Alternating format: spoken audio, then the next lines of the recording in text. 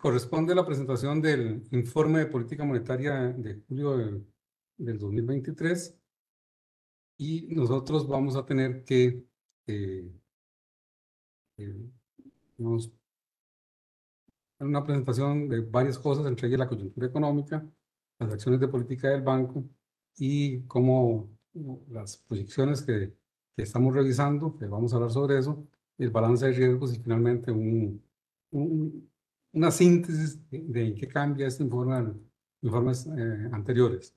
Empezamos como siempre con la coyuntura internacional, lo que vimos hace menos de una semana con la publicación de las perspectivas mundiales por parte del Fondo Monetario, es que la inflación global tiende a disminuir, pero sigue alta cuando se compara con los objetivos de los bancos centrales. Eso hace que la política monetaria se mantenga restrictiva en general, de manera global. Las economías avanzadas no descartan nuevas alzas. Hubo alza la semana pasada y hemos visto que algunos bancos centrales que han reaccionado hacia eso.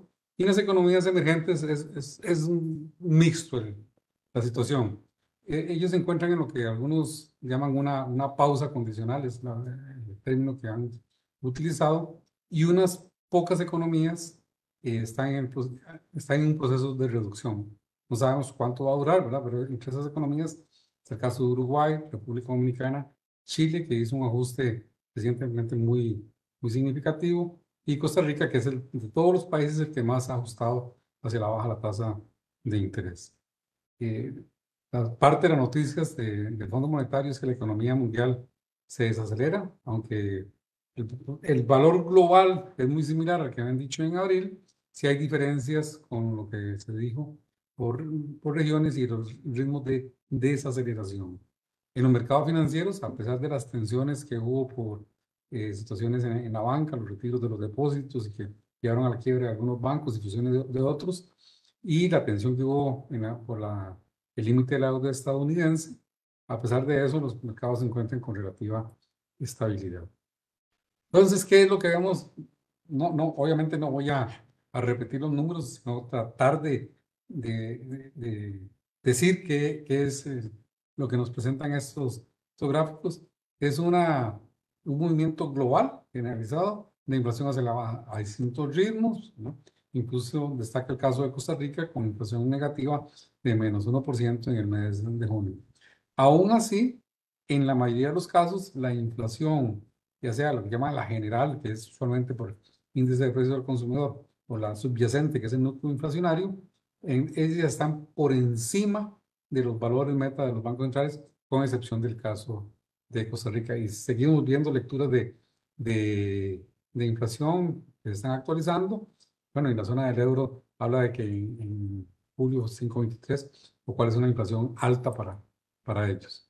Ante esa inflación alta, ¿verdad? Ya es algo harto conocido desde el año pasado o del 2021 en algunos casos, como en el mismo caso de Costa Rica, los bancos iniciaron un ciclo de incrementos de tasas de política de referencia o tasas de política monetaria. Ahí tenemos los dos casos que hablábamos. El caso de las economías avanzadas, que Japón es un caso muy especial, pero la zona del euro, Estados Unidos, Reino Unido, con aumentos, que existe incertidumbre en este momento, que pareciera que tendrán que hacer, en algunos casos se habla, los analistas, al menos un ajuste más. En el caso de los Estados Unidos e Inglaterra, se habla que podría ser más. Y lo que hablaba de las economías emergentes, sobre todo las latinoamericanas, vean los niveles, ¿verdad? Hoy el Banco de la República de Colombia, así se le llama al Banco Central, tuvo su reunión de política monetaria y la decidió dejar en 3,25. Entonces, hay bancos que están en esa pausa, como un llamado pausa condicionada, y algunos que han iniciado la reducción, como en el caso de Colombia, eh, perdón, como en el caso de Chile, de Uruguay antes, República Dominicana y Costa Rica. Vea, en el caso de Costa Rica, de este conjunto seleccionado de países latinoamericanos emergentes que realizan su política con metas de inflación, Costa Rica es el caso que más ha asustado hacia la baja y que tiene el nivel más bajo de este grupo en 650 con la reducción que hubo el pasado miércoles. Entonces, cuando observamos eso en inflación y en producción, cuesta un poquito más leerlo, pero vamos a ver si lo podemos hacer. Lo que hay que comparar es la barra celeste con la barra amarilla. Y lo que se ve que en las lecturas del primer trimestre del 2023, la tasa de crecimiento es menor que la tasa de crecimiento de lo que fue hace un año en el primer trimestre del 2022. Entonces lo vemos que se cumple en el caso de los Estados Unidos, en la zona del euro, aún en China, a pesar de la recuperación del segundo trimestre, que se ve bastante bien. El primer trimestre del 2023 creció menos que el primer trimestre del 2022.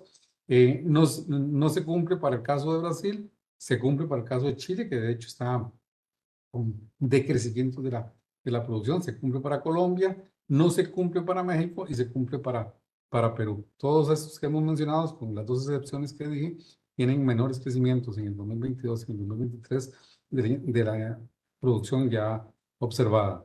Y eso, bueno, hay un contexto mundial, un contexto que interactúa con los mercados financieros. Y lo primero que destacaríamos es que el lado de la volatilidad de los mercados financieros, uno podría, a pesar de que el gráfico sea así, por los niveles de variabilidad, lo que hemos visto son como una relativa estabilidad con algunos episodios, así es como lo llamamos en el documento, con episodios de variabilidad que tiene que ver con las quiebras o las fusiones de bancos que hubo en Estados Unidos y en Suiza, con lo que podemos denominar la amenaza de que no se renovara el límite de la deuda estadounidense, pero en general por el nivel, siempre y cuando que esté por debajo de 20, se considera relativamente estable.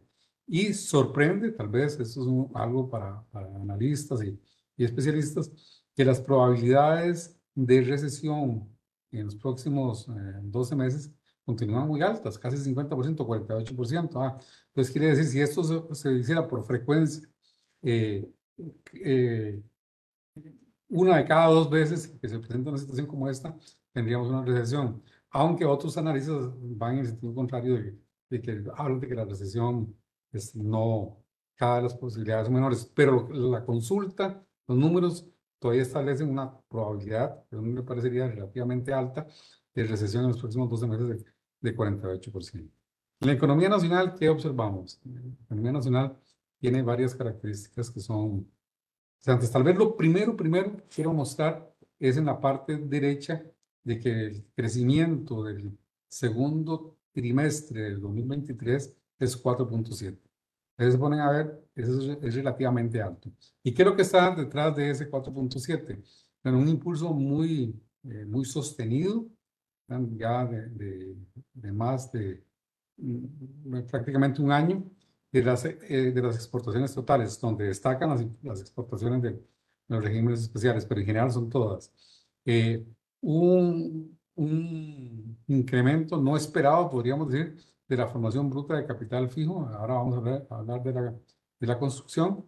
Bueno, el consumo, que sigue el consumo en los hogares, que si bien una tasa de 3.5 no es una tasa baja, uno podría decir, para el consumo, y es el componente más importante de la demanda agregada.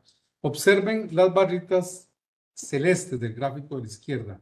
Uno lo que ve es que esas barras gradualmente desde el cuarto trimestre del 22 y el primer y segundo se está incrementando. Eso quiere decir que la economía cada vez crece a una tasa más alta. Crecer una tasa más alta, eso se le denomina una aceleración.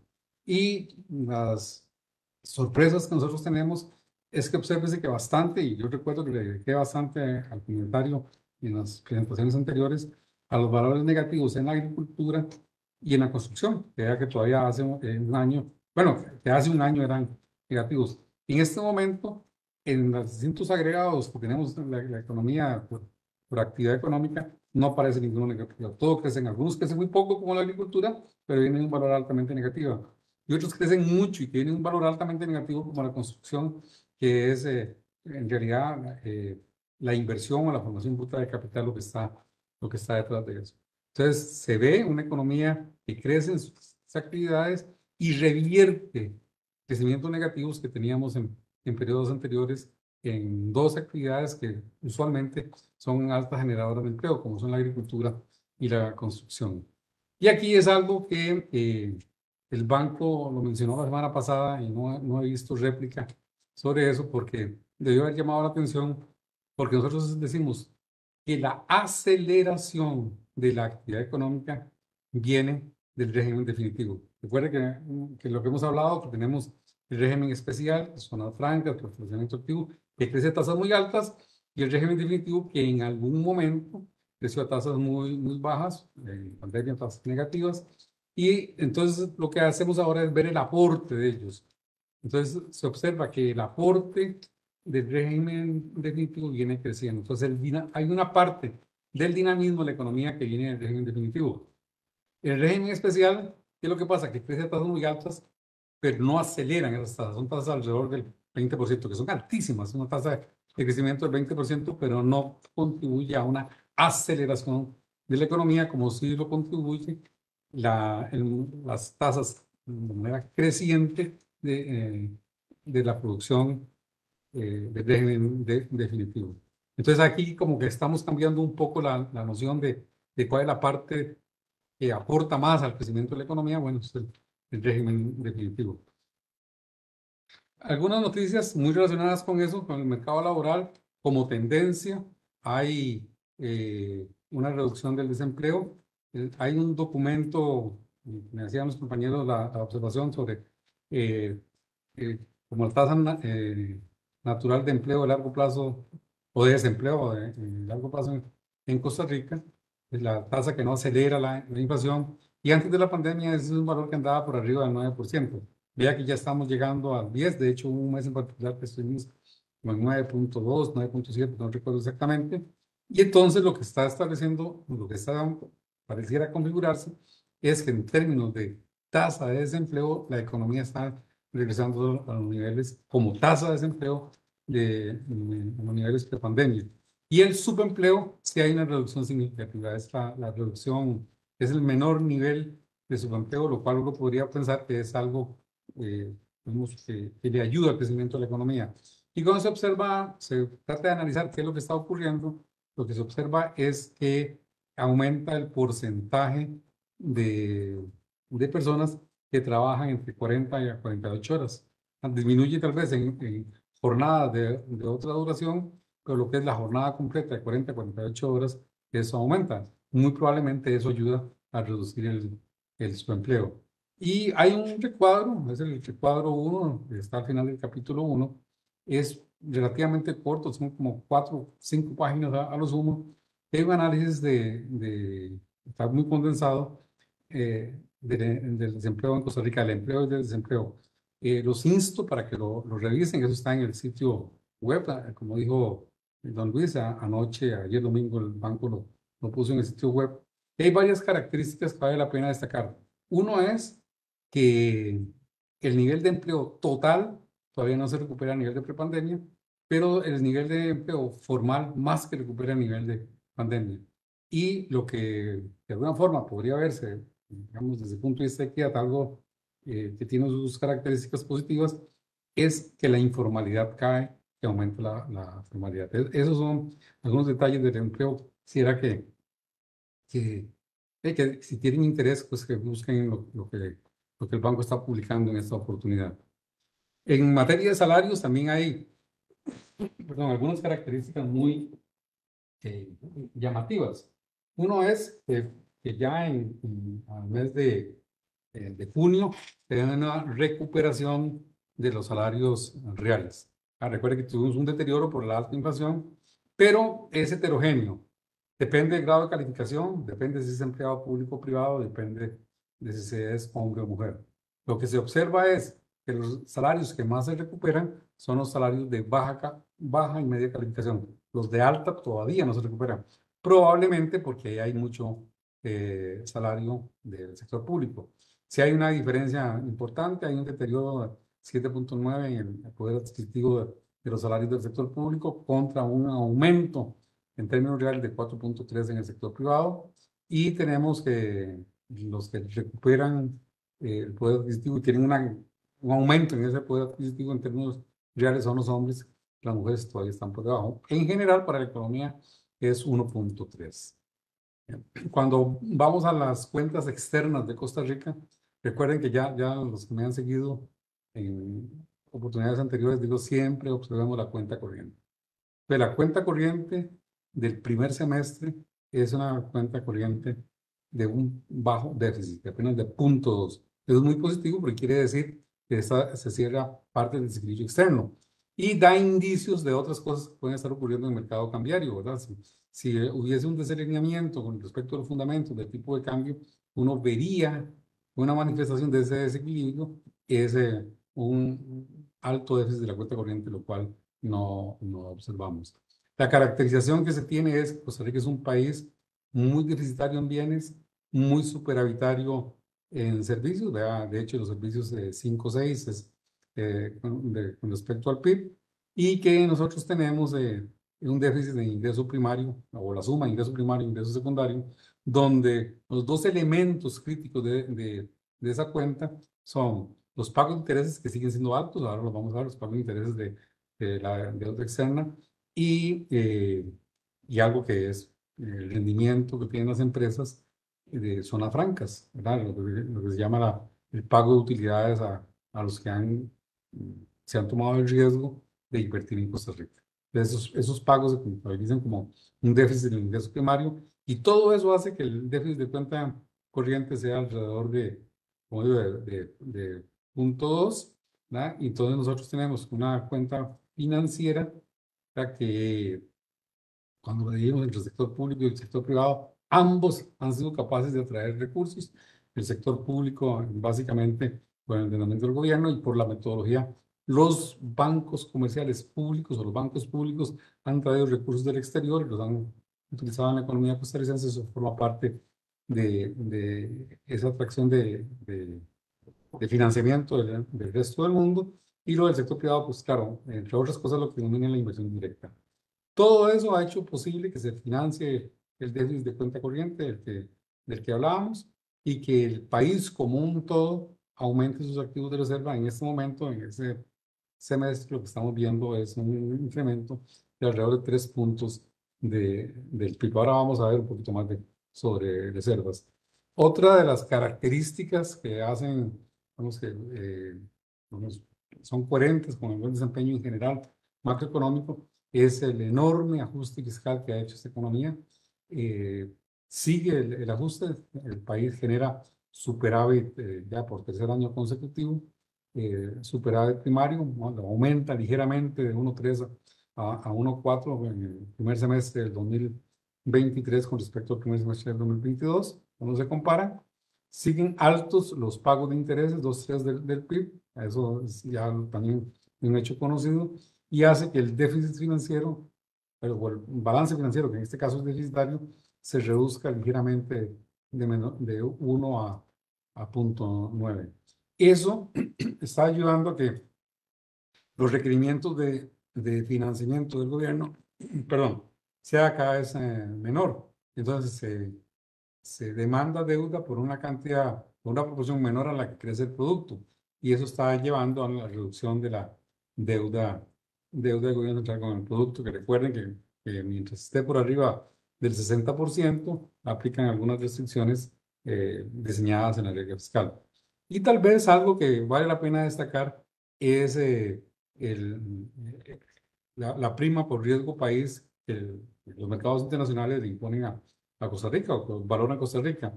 Obsérvese que en algún momento, hace un año, más o menos a mitad del año 2022, Costa Rica no era muy distinto de Latinoamérica, y era más riesgoso que en general los países emergentes, en general de los países emergentes. 13, 14 meses después, lo que se tiene que ser, hay una diferenciación muy notable entre lo que es eh, el mundo global emergente y los latinoamericanos, y Costa Rica se ubica muy por debajo por ellos, indicando que es un país menos riesgoso para la inversión, entre otras cosas. Entonces, eso es muy favorable. En términos de inflación, destacar dos o tres cosas. Uno es, como ustedes ya lo han visto, lo han informado, la inflación del IPC negativa en 1%, la inflación núcleo, la subyacente todavía positiva, 1,5. En ambos casos está por debajo del límite inferior del rango de tolerancia en la inflación con respecto a la meta. Las expectativas tienden a ubicarse alrededor del 3%, o sea, hay un alineamiento de las expectativas.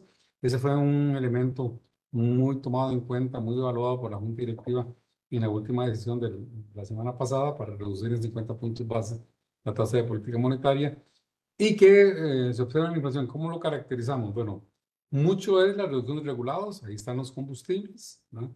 Se vuelve a la regularidad, que en el caso de Costa Rica no tiene por qué ser así, pero en Costa Rica es una regularidad. En Costa Rica la inflación de los servicios tiende a ser mayor que la inflación de los bienes. Ya en los últimos meses eso ha ocurrido. Vemos que donde no hay intervención en inflación en los no regulados, la inflación es alrededor del 1%, ¿no? Y entonces es una inflación que, que es de bienes, la parte regulada sobre todo, ¿verdad? Entonces, que este efecto va a estar, si hay oportunidad, hablamos un poquito, que ya hizo que en el mes de junio la inflación fuese negativa y hay algunos escenarios en que no descartamos que durante 2, 3 meses más la inflación puede ser negativa en términos interanuales para luego ser positiva y regresar a niveles cercanos al 3%. Bueno, pero eso hablaremos en un momento. Entonces, ¿cuál ha sido la política monetaria del Banco Central en esos 6 meses? El informe debería cubrir un trimestre, pero en algunos casos hablo del trimestre, en algunos casos hablo del cuatrimestre o lo que llamamos del año. Una reducción de 250 puntos base entre marzo y julio, una reducción significativa en la tasa de interés que la ubica en 6,50. La política monetaria continúa siendo restrictiva, el banco reconoce eso. Tenemos una posición deudora en el 1000 porque hay un exceso de liquidez, una posición holgada de liquidez en el sistema financiero y que ha sido creada por la compra de divisas que ha hecho el banco. Esos excesos de liquidez que los tratamos de estabilizar día a día en las operaciones en el mercado integrado de liquidez, que se denomina el 1000, al menos en el mes de julio andaba en promedio en alrededor de 670.000 millones de colones. Bueno, como lo dijimos, esa liquidez ha sido creada por la misma economía en el sentido que es en intercambio de moneda de actividades del sector real, sobre todo exportaciones, inversión directa, ingresos por turismo y demás, a que en su cambio de moneda pues crean ese exceso de liquidez y que el banco, ese exceso de divisas y que el banco lo compre, entonces crea un exceso de liquidez que luego tiene que estabilizar para controlar la inflación.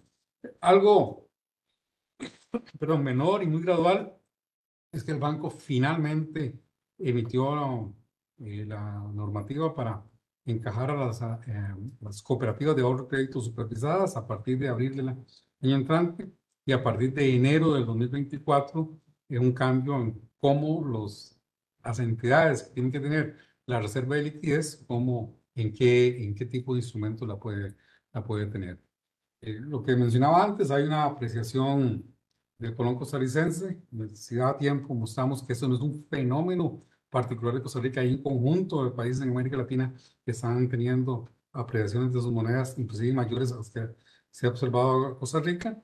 Eso observado en Costa Rica, entonces tenemos una apreciación del colón que es coherente con un mercado superioritario, ¿verdad? Algo que es abundante, su precio tiende a moderarse o a reducirse. Eso es lo que hemos visto con el tipo de cambio en los últimos, diríamos, 12, 13 meses. Mucho, como decía, tiene que ver con la interacción de Costa Rica con el resto del mundo y el intercambio de bienes y servicios. Y ha llevado a una activa participación del Banco Central en el mercado cambiario para fortalecer su posición de reservas. Recuerden que teníamos un déficit, por lo que hemos utilizado durante un tiempo, repusimos ese déficit. El banco tienen la nueva medición de cuáles son las reservas adecuadas, nos ubicamos en eso, y esa es la idea, esa es otra de las medidas de política que se tomó en el mes de marzo, está publicada en el sitio web eh, de esta nueva forma de, de entender cuál es la posición de reserva del banco, cuáles son los objetivos a largo plazo, no son de plazo inmediato, sobre el nivel de reservas. Aquí, algo muy característico, hay que entenderlo, ¿verdad? No es una situación que sea descabellada, pero hay que entender qué es lo que pasa. Hay una reducción, digamos, para el tiempo de medición de 200 puntos base en la tasa de política monetaria. Entonces, lo que se hizo es que la tasa básica ha reaccionado en 66 puntos, la tasa pasiva negociada mucho más, o sea, los que captan recursos le pagan cada vez menos a los ahorrantes en colones, y si hay reducciones, depende. Aquí tiene que ver mucho el riesgo, la operación, el tamaño de mercado, el poder de negociación. Vemos que en las tasas activas negociadas únicamente se han reducido en 43 puntos. En manufactura en particular, sí, más o menos se ha transmitido el 100% de los 200 puntos. Algunas actividades como las inmobiliarias, como el consumo, tienen más bien incremento de la tasa. O sea, el costo es menor, pero el que provee el crédito, por riesgo, por la razón que sea, por poder de mercado, porque lo puede hacer, más bien aumenta las tasas. Y eso nos lleva a una situación de que con los distintos instrumentos de ahorro, lo que calculamos el premio por ahorrar en colones. Vemos que en estos momentos, como están el premio, como están las tasas de interés en colones, las tasas en dólares y las expectativas de variación cambiaria, estamos en premios entre 0 valores 0,84, o sea, como marginales de que podrían tomar la decisión una persona de si se cambia colones a dólares. De eso sí hay tiempo, pues, eso hablamos. Y ya lo que habíamos dicho de los recursos de la alta liquidez no me voy a extender en cuanto a eso. En reservas, lo que en el mercado cambiario, tal vez destacar dos o tres elementos. Uno es que tuvimos superávit cambiarios muy pequeños en alguna parte del 2022, en la primera parte del 2022, y que ya es a partir del segundo semestre, son superávit mayores. O sea, el sector privado produce más dólares, y que esos dólares han seguido llegando en el mercado, y que son los dólares que el Banco Central ha comprado y que ha reconstituido buena parte de su reserva. Entonces, la brecha, la estacionalidad que hemos dicho, se ha dado, pero no en las magnitudes de otras oportunidades, porque se reconoce que a partir de abril, tal vez abril, mayo, el tamaño del superávit ha tendido a reducirse, pero sigue siendo un superávit, o sea, un sobrante de dólares. ¿Qué le permitió al banco reponer reservas, reponer los dólares que le ha vendido al sector privado, al sector público del 2020 al 2022, del primer semestre?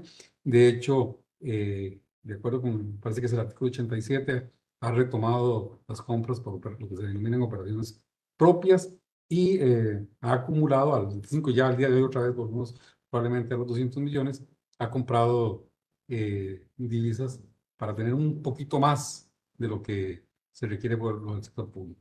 Entonces, los del pasado, los contemporáneos y los futuros, ha llenado esa demanda de divisas hasta por 200 millones de dólares en algunos casos, y además el banco, por lo que se denomina operaciones propias en este momento, bueno, al 25 de julio, no, al 28, el viernes pasado, 665 millones. El tipo de cambio, como ustedes lo observan, ¿verdad? Después de la apreciación, que es, bueno, primero un incremento del tipo de cambio, luego una reducción, y uno podría observar que de abril a la fecha el tipo de cambio más o menos ha oscilado entre 540 y 550. Se ha estabilizado alrededor de eso, es lo que podemos decir. Como les decía, hay dos recuadros, uno que tiene que ver con el empleo, la ocupación, lo que tenemos una tendencia de mayor ocupación en la economía, es interrumpida por la pandemia. El nivel de 2023 está por debajo, lo que nosotros tenemos un nivel de tendencia que se calculó para el periodo 2012-2019. El desempleo como tasa, la tasa de desempleo, se observa que retorna a la tendencia previa de la pandemia, pero que vamos teniendo cada vez más un entendimiento de factores estructurales que limitan una mayor disminución del desempleo. Y la participación laboral, que hay una caída en la participación laboral, es un aumento en la población que se sale de la fuerza de trabajo, en algunos por razones estructurales, ¿verdad? Donde se hace un análisis de la composición de la población por edad de trabajo, en edad de trabajar. En la medida en que envejecemos, pues tendemos a salir en mayor proporción de la fuerza de trabajo. Y hay otros factores estructurales que limitan la participación de algunos grupos. Tienen que ver sobre todo con el nivel de educación, o las habilidades que las personas tengan, o las destrezas.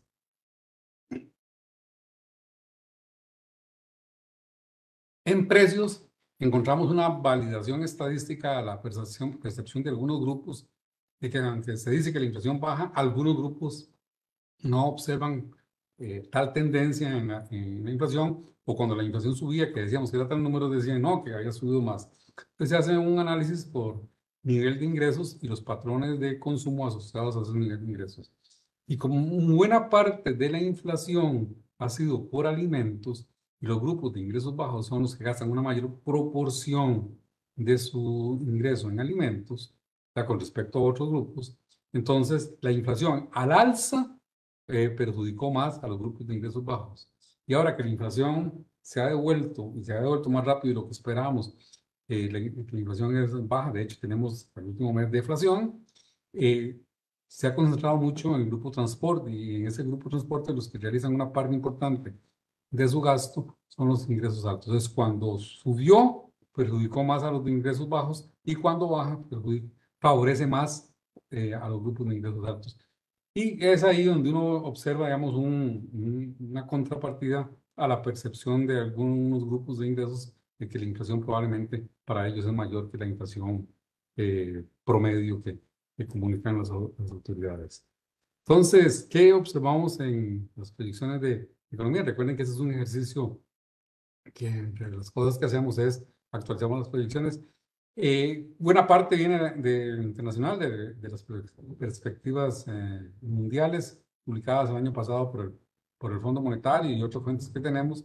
Lo que dicen es que la economía va a crecer un poquito más de lo que se dijo en abril, pero no mucho más, al menos en el 2023, pero va a crecer menos del 2000, la economía mundial en el 2022. Y ahí observamos en algunos casos como Estados Unidos, los socios comerciales, etcétera, que tienen una inflación, perdón, un crecimiento menor al del año pasado, tanto en el 2023 al 2024. La inflación, son noticias mixtas. La inflación está bajando un poco más rápido, pero en algunas partes del mundo va a ser un tanto más persistente. Y recuerden que esto creo que ya lo habíamos hablado en un momento, que si la inflación de las economías avanzadas no está cerca de 8, es cerca de 2, perdón, cerca de 2%, significa que probablemente los bancos van a tener una posición de política monetaria restrictiva. Y es parte del mensaje que hay, ¿verdad? En el mundo desarrollado está bajando más rápido la inflación de lo que se esperaba en el 2023, pero habrá alguna persistencia inflacionaria en el 2024 y todavía en el 2024 no van a estar en general en sus niveles objetivos, lo que augura que probablemente tengan que extender por ese plazo la postura de política monetaria. En el caso nuestro, nos favorece la reducción en el precio de los combustibles, lo que nos lleva a una mayor ganancia en los términos de intercambio, lo cual favorece los resultados del sector externo y las presiones cambiarias. Eso en general. En la economía nacional, ¿qué es lo que tenemos en este informe? Hay una revisión al alza en, en el crecimiento de la producción de 3,3 a 4,2, o sea, 0,9, casi un punto 9, no exageremos, 0,9 más de crecimiento en el 2023 de lo que habíamos dicho en el mes de abril y 0,2 más de crecimiento en el 2024. O sea, son datos de crecimiento, depende cómo se mire, pero en general uno diría que, que son buenos datos de crecimiento, es una revisión hacia el alza. ¿Qué es lo que hay detrás de esa revisión al alza? Por el lado de la demanda, uno podría ver en la formación bruta de capital, tanto en el 2023 como en el 2024, o sea, la inversión. El consumo de los hogares hay un pequeño aumento, los consumos en la demanda pesa mínimo como 60%, entonces los aumentos del consumo tienen un gran efecto en el aporte al crecimiento de la economía. El gobierno no crece, más bien por razones bien conocidas, hay un bajo crecimiento del consumo del gobierno y sigue el impulso de las exportaciones, de la demanda externa, exportaciones de 11,7 y 6,9%. Cuando nos vamos a las actividades económicas, pues aquí todavía observamos algunas cosas que son muy particulares para el caso de Costa Rica. Uno es ese incremento en la construcción de un valor menos 5,9 a 7,5 en el 2023. Dijimos, es mucha construcción con destino privado. Vemos actividades como la manufactura, como hoteles y restaurantes, como servicios empresariales, mucho de eso, manufactura por las empresas de zonas francas que producen, en la mayoría de los casos, los de alto crecimiento son los de dispositivos médicos, hoteles y restaurantes vinculados tanto al turismo local como se llama turismo receptivo. Entonces, ahí muy pujante las cifras de turismo, a pesar de lo que se ha mencionado en algunas oportunidades. Y el país sigue atrayendo empresas para que vendan en línea servicios empresariales, 7.6 en el 2023, 7.1 en el 2024. El impulso del turismo va a continuar en el 24 a cumplimiento de 11.9. Entonces, eso pues caracterizaría, obviamente si hay preguntas, con mucho gusto, caracterizaría de tanto el lado de la demanda como la oferta, la revisión al crecimiento que se está realizando. Cuando observamos las cuentas externas, lo que otra vez, vamos al 2023, el 2.6 de déficit de cuenta corriente, que se compara con la inversión directa y vemos que la inversión directa es mayor que el déficit de cuenta corriente, por lo tanto ahí no habrá, vamos, como un déficit de cuenta corriente no financiado. Observamos que en el 23 y 24 el país cuenta con abundantes fondos de lo que se denomina apoyo presupuestario y que eso lleva a que el país mantenga niveles altos de reservas de acuerdo pues, con esta nueva medición de reservas adecuadas que hemos comunicado en varias oportunidades. Desde el país cubre el déficit de cuenta corriente y más bien mantiene un nivel adecuado de reserva. Entonces, como que el frente externo se ve relativamente tranquilo para la economía costarricense. En la parte fiscal, ya en las proyecciones que se hacen para el año, a lo que se confirma, lo que se viene diciendo ya por 2, 3 años, es parte del ajuste. El superávit primario aumenta en el 2024 con respecto al 2023. Tenemos superávit primario, o sea, un resultado positivo en las finanzas públicas, pero todavía tenemos altos pagos de intereses.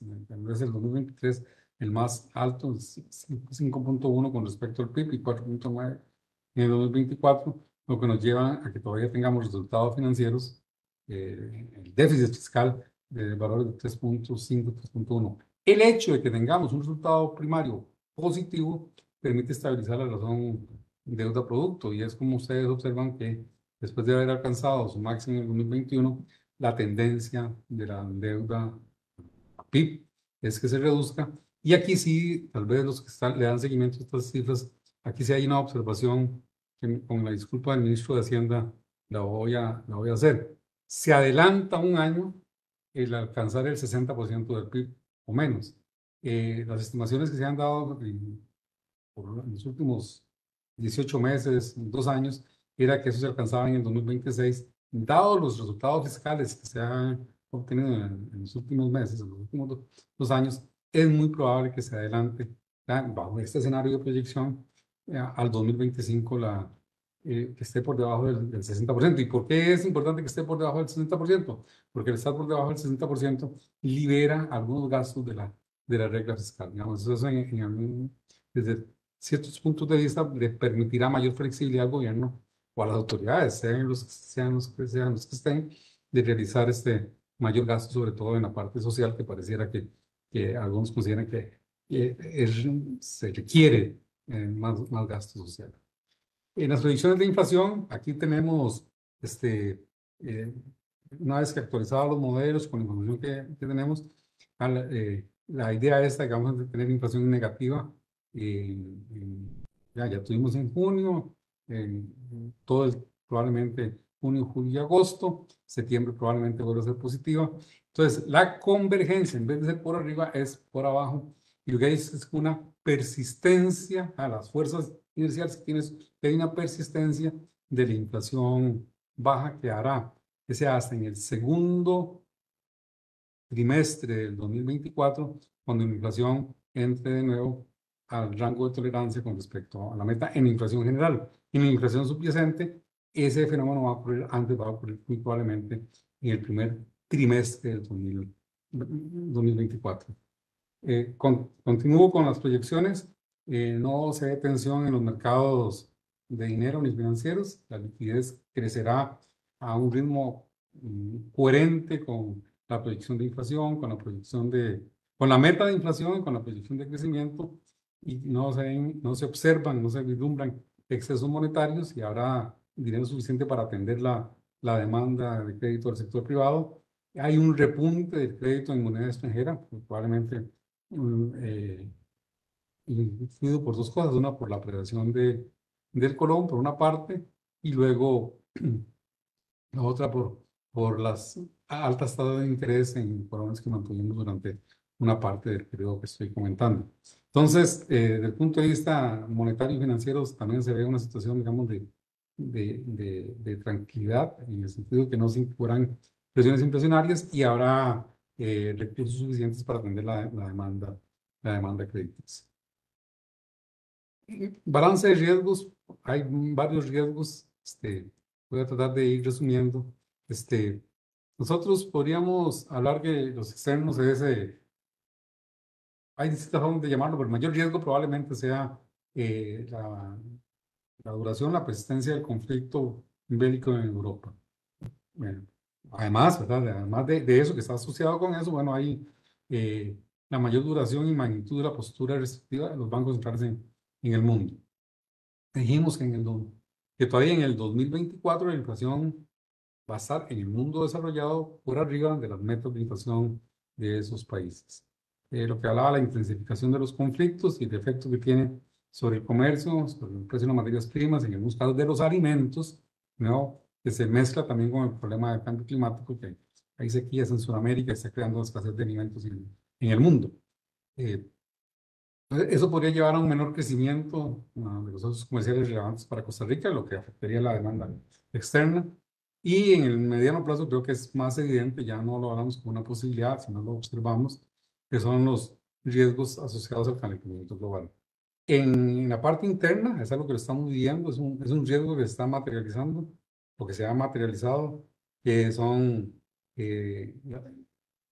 las condiciones climatológicas adversas sobre la producción, y por lo tanto llevaría a los precios: excesos de agua en algunas partes, falta de agua en otras partes.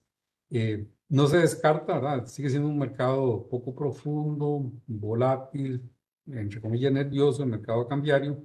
Es decir, las expectativas de variación cambiaria se incrementan, eso alimenta las expectativas de inflación y por lo tanto lleva a efectos colaterales en inflación. Entonces es un riesgo que tenemos que tener.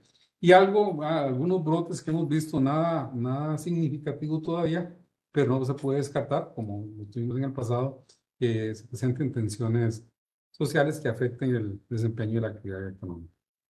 Entonces, en materia de política, ya para ir concluyendo, es una continuidad, ¿verdad? No se plantea ningún cambio. La política del banco es el compromiso inquebrantable con estabilidad de precios. Creo que lo ha tratado de hacer en los últimos meses. Mantiene la meta de inflación en 3, más o menos 1%. La meta de inflación en 3%, y un margen de tolerancia para la inflación con respecto a esa meta de un punto porcentual. Entonces, ¿qué es lo que vamos a hacer, o qué es lo que hacemos? Lo que comunicamos usualmente, ¿verdad? Que el seguimiento y el análisis prospectivo de los determinantes de inflación para hacer los cambios en instrumentos de política que se requieran en cada momento. Obviamente, tenemos que continuar, es algo, como dije, que teníamos alrededor de 670.000 millones de colones que gestionamos diariamente. Entonces, una gestión activa de la liquidez, y en alguna medida, en la medida que el mercado lo permita, pues tratar de trasladar parte de ese excedente a bonos de estabilización monetaria. Creemos que con las medidas de encaje y de reserva de liquidez, parte de ese exceso monetario se va a reducir.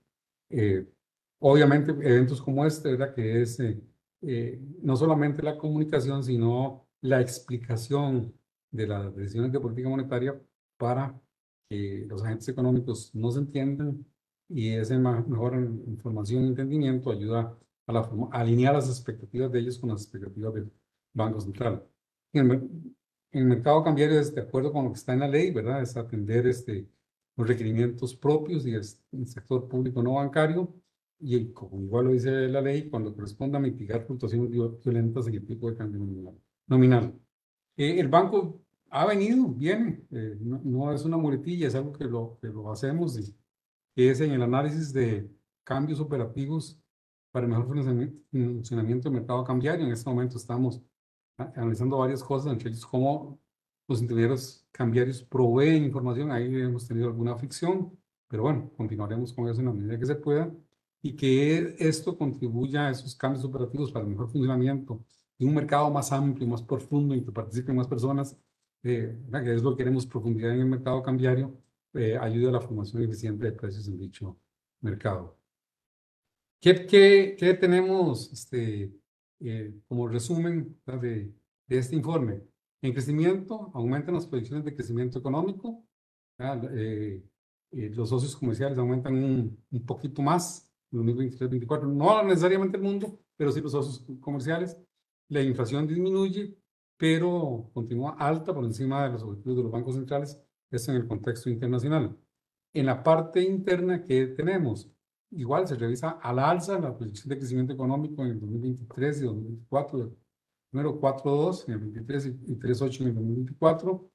La inflación más bien retorna con mayor rapidez a niveles bajos y ahora más bien hay cierta persistencia de inflación baja porque va a haber poco a poco para converger desde valores bajos hacia el rango de tolerancia de inflación con respecto a la meta.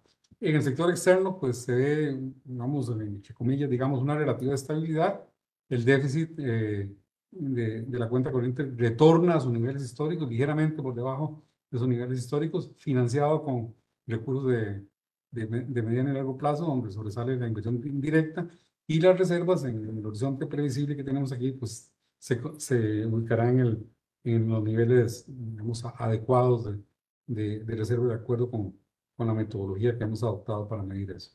El crédito externo, el crédito del sector privado, se encontrará suficientemente financiado con los recursos eh, de captación de los intermediarios financieros y también tanto en colones como en dólares. En dólares, ahí hay un signo de un asterisco, ¿verdad? Que de acuerdo con las nuevas normas microprudenciales de la SUGEF, hay incentivos o hay desincentivos para aquellas personas que no tienen ingresos en dólares se endeuden en dólares. En finanzas públicas, lo que el informe muestra que es una continuidad hacia el equilibrio fiscal, ¿verdad? Hacia lograr una situación sostenible de las finanzas públicas. Y tenemos riesgos de la inflación que se inclinan hacia la baja en el muy corto plazo, por eso hablamos de que ahora es por abajo, no por arriba, donde se realiza la convergencia, pero al final del periodo de proyección del horizonte, esa inflación se equilibra, o sea que la probabilidad de que esté por arriba o por debajo del 3 tiende a equilibrarse.